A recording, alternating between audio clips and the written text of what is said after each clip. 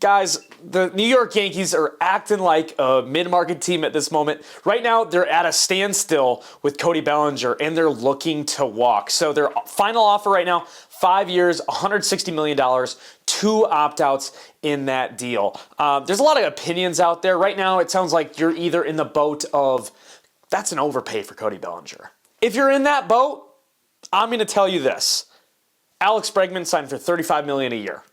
Kyle Tucker signed for around $57 to $60 million, however you want to put the deferrals, but around $60 million a year. This deal has $32 million a year. I don't think that's an overpay for what Cody Bellinger provides. You're talking about a guy who had a 5 WAR last year. 5.1 WAR, batted .272, 813 OPS, a 125 OPS plus. That's a dude. And we're not even talking about his defensive value that he provided for the New York Yankees last year. He was 93rd in outs above 93rd percentile, in outs above average and provided a 9 FRV, fielding run value. That's tops on the New York Yankees. When you think about the New York Yankees, you might think about a team that's somewhat sloppy defensively. He is your best defender. So not even just talking about what he provides with the contact, with the bat, providing 29 home runs for the Yankees. We're talking about what he can do defensively. He can play all 3 outfield positions and play them great. He also can play first base when you need it. When you need to give Ben Rice a day or whatever the situation happens, injuries, that's baseball. It's a 162. You're going to want a guy like Cody Bellinger on your team. Yes, I know you don't like committing 5 years to a guy who has been off and on, but this guy is made to be a New York Yankee. This guy, when he was in Chicago, it just didn't fit at the end because the home run balls weren't really home running. His exit velos aren't at the top of the ranks of the MLB. He hits a lot of long fly balls. But guess what? When you're playing in Yankee Stadium, that works. You can hit those long fly balls, and they end up being home runs. And that's what happened last year with those 29 jacks for Cody Bellinger. So to look at this situation and really put your foot in the sand, put a line in the sand and be like, hey, we are not going over this amount of money is very risky when you're the New York Yankees. It's very risky. Maybe that's his value and that's what they think his value is, but if you're the New York Yankees, this is a weird risk reward for you to do and to try, given that this guy, you need him. You need him for what he brings to the contact side of things, to not be a huge strikeout guy, put the ball in play a lot, and have a 270 average. You don't have a lot of that in your lineup. You have a lot of swing and miss. You have Aaron Judge, but you have a lot of swing and miss. You have a lot of issues there. So that's a great fit in your lineup. Now, talk defensively, like I just mentioned, you need it. And I'll give you the example why. Not only is he just an awesome defender, here is the person who would be replacing him. So let's say you're thinking that, let's let him walk. This is too much money to give Cody Bellinger. You're placing him this year with Jason Dominguez. 22 years old, or going to be in his 23-year-old season, I should say. I think the bat can be MLB capable. Last year, he batted .257, 719 OPS, and a 101 OPS plus. Again, at 22 last year, I think he's got a high upside as a hitter. Defensively, ooh, baby. 3rd percentile in the entire MLB in range. Negative runs, -9 fielding run value. That placed tied for 19th worst in all of major leagues last year as a defender. That's who you're replacing Cody Bellinger with. Yuck. You hate that. Oh my gosh. Especially for a team that's already kind of sloppy defensively. You throw in the sloppiest defender on your entire team. He was the lowest ranked on the Yankees as you could imagine defensively. So you take a team that's already slightly sloppy on defense and known for that, and then you replace your best defender with your worst defender. That is not what you want. And then you look at the rest of the outfield because it's not like they're going to give you a bunch of help either. Your center fielder is Trent Grisham. Yes, former Gold Glover. Very strong at the former there. You're talking about a guy last year, -3 fielding run value. Yuck. He was 32nd percentile in range. A guy that just, again, he's lost a step athletically out there. So you would have left field and center field having a combined last year -12 fielding run value. Yikes. Aaron Judge would no doubt be your best fielder in the outfield. And I know he's known for his bat, but he's a pretty good fielder. 86th in outs above average in range. 86th percentile, 5 fielding run value. Very good defender last year. But your right fielder is not holding together your outfield.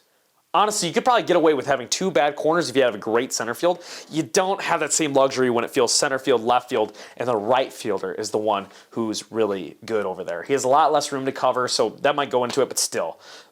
Offensively, I think you can manage without Cody Bellinger. I really think defensively is where you lose me, and it just becomes irreplaceable for the Yankees. What do they do? There's not a ton in the market past this to replace a level of a player like Cody Bellinger.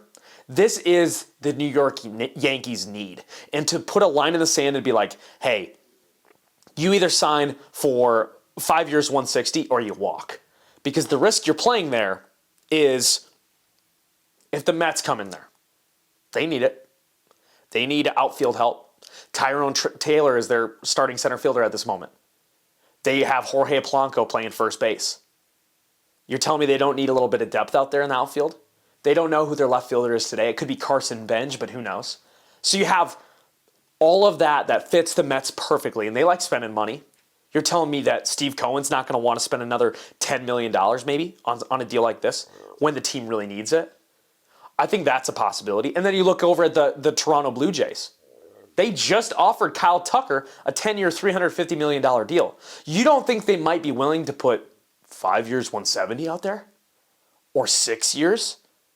I think both of those teams have the pockets to do it. So you're playing this really weird risk-reward game. When you're the Yankees, you've won with your money year after year after year. You've known this for the history of the New York Yankees. It's this. It's right here, coming at you. Where is that? Now we're talking. You want me to sit here and talk to you about payroll and talk to you about the situations that are happening within financially with the New York Yankees? When has that ever been a conversation? Right now it needs to be? Oh, that's incredible. That's incredible. Here is their situation, though. Right now, they are at $252 million for their payroll, estimated projections right now. So barely above the first tier luxury tax. So yeah, they're paying a little bit. Yeah, they probably wouldn't like to pay more taxes. But you're the second most profitable team in all of baseball, only behind the Los Angeles Dodgers. What are we talking about? Your revenue is so high. You make so much money. You aren't going to be in the red. No matter how much you get taxed here, you're not going to be in the red. You're not even nearly being taxed at the level that the Dodgers are, where they're paying Kyle Tucker $119 million. No way. They wouldn't even cross, even with this deal in 32 AAV, even if this is the deal here, let's say they go up to 40 AAV, they wouldn't even cross that $301 million threshold that the Dodgers had to cross and had to pay Kyle Tucker for. So you're not even close to that. You're at 252, where the Dodgers are at 413. What are we doing here? Why is this a conversation? Why are we talking about the financials of the New York Yankees? This shouldn't be a conversation. And I just don't really understand the people who are in that boat. I think maybe it's a way for you Yankees fans to cope. But tell me in the comments if I'm wrong here. Like, how many of you are really thinking that we should let Cody Bellinger walk to save some cash and spend it in a better place elsewhere? I don't think that's the Yankees way. I hope it's never the Yankees way. It shouldn't be. This is way too good of a franchise, and historic franchise, to be worrying about the cash flow happening, right? You're going to make it. Know how you make it? You win. Look at the Dodgers.